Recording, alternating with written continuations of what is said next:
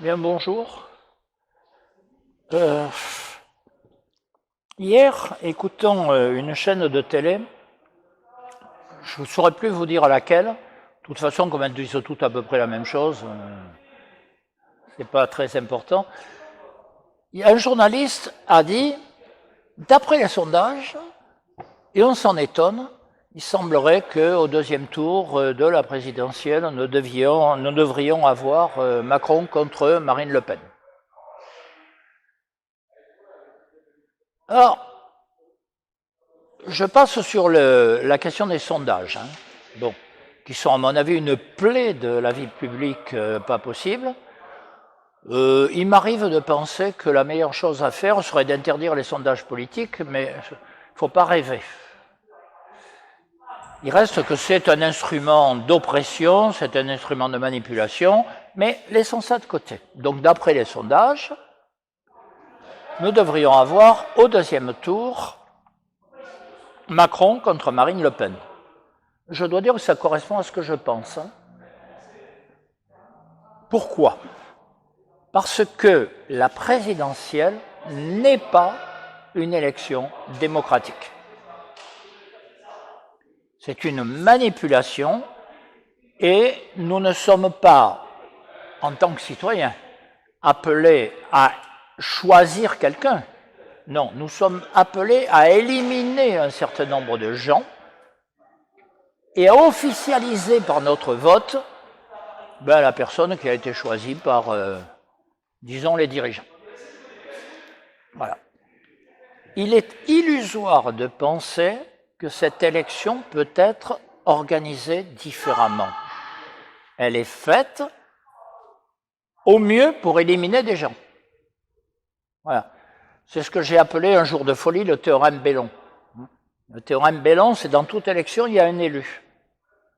Donc le problème n'est pas d'en choisir un, c'est que les autres ne soient pas élus. C'est ça la présidentielle. Et c'est pour ça que depuis des années, nous disons, le système politique ne permet pas la représentation de la souveraineté du peuple et de la volonté des citoyens. Il ne le permet pas. Il est fondé sur une élection, une seule, qui d'ailleurs donne tout pouvoir à une personne, qui de fait n'est pas élue. Simplement, a été choisie parce qu'on a éliminé tous les autres. Voilà. Et donc c'est une illusion de vouloir se servir de cette élection.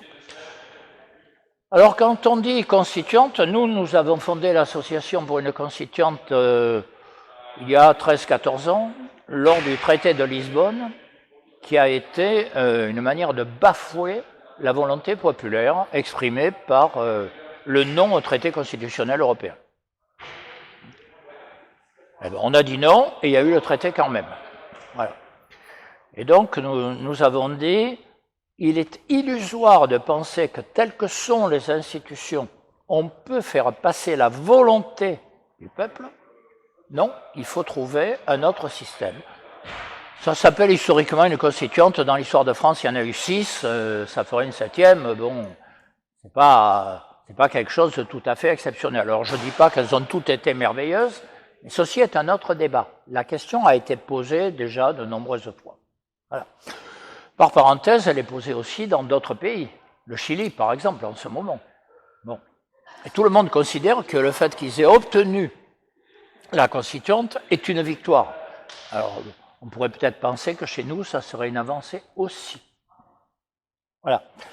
Alors, la question qui se pose en fait est une question politique, bien entendu.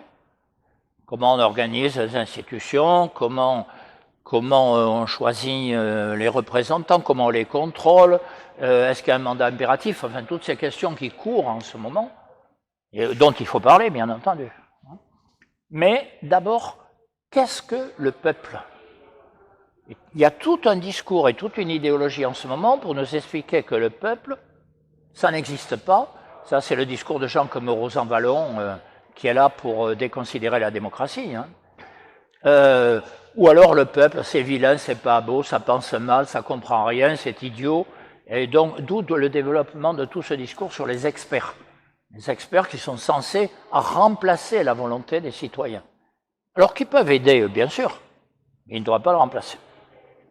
Or, alors que depuis des années, tout était fait, tout, pour expliquer que le peuple, ça n'existe pas et que quand par hasard il existe, il est mauvais, il s'est produit deux événements, à notre sens, qui donnent espoir. Le premier, c'est le référendum de 2005. Il y a eu, moi j'y ai participé, pour le nom, ça ne vous étonnera pas, je n'ai jamais vu un rassemblement aussi important. J'ai vu des communes, je pense à Limoges, 1% de la population dans une réunion publique. Ça ne se voit pas, ça ne s'était jamais vu. Et il y a eu un vrai débat. Les partisans du non, je ne dirais pas tous, bien entendu, mais beaucoup avaient lu le texte, savaient pourquoi ils étaient pour le non. Il y a eu un débat. Et il y a eu un peuple qui a eu la possibilité de répondre à un débat et à une question réelle. Donc il y a bien un peuple, un résultat sur la base d'un vote. Bon, la suite, c'est une autre affaire, n'empêche que ça a existé. Deuxième élément, les gilets jaunes, qui à mon avis sont liés. C'est la réapparition du peuple, et je dirais même, c'est la réapparition du mot peuple au travers de leur mouvement. C'est le peuple, c'est les citoyens. Alors, évidemment, là encore, ça a été la répression, comme après 2005. En 2005, on ignore le vote, les gilets jaunes, on réprime. Il reste que, par deux fois, il y a eu un acteur qui s'appelle le peuple, qui a cherché à dire la vérité. Je ne dis pas que les gilets jaunes sont l'ensemble du peuple. Je dis qu'ils ont fait réémerger le mot peuple et la volonté populaire. Et ça, c'est essentiel. Alors voilà où on en est. Alors chacun peut dire, bon, bah, maintenant, comment est-ce qu'on organise? Alors on peut, oui, on peut rêver. On peut penser que l'élection présidentielle donnera une solution. Moi, je dis d'avance, ça c'est rêvé, et on reposera la question 5 ans après, ainsi de suite. Bon.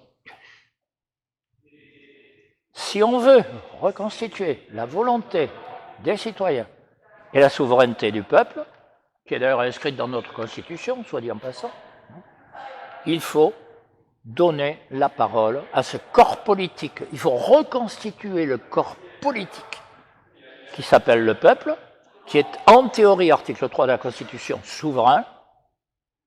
Et pour le reconstituer, nous pensons que le mot constituante est un symbole, une manière d'organiser et de trouver, au minimum, le débat collectif qui est le fondement même de la démocratie.